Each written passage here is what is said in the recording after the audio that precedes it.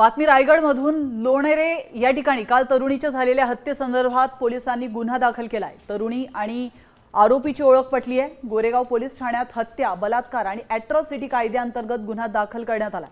दरम्यान आरोपीच्या अटकेवरून मंत्री अदिती तटकरे आणि पोलीस यांच्या दाव्यांमध्ये मोठी तफावत दिसून येते। तटकरे यांनी मध्यरात्रीच एक्स माध्यमावर म्हणजेच ट्विट करत आरोपीला अटक झाल्याचं जाहीर केलं, परंतु 12 तास उलटूनही पोलीस या अटकेबाबत कुठलीही अधिकृत माहिती देण्यास टाळाटाळ करतात।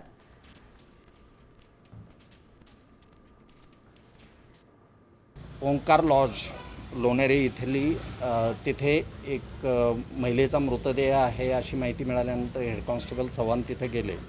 रायगड आणि रत्नागिरी पोलीस यांची 4 पथकं आरोपीच्या शोधासाठी सध्या प्रयत्नशील आहेत।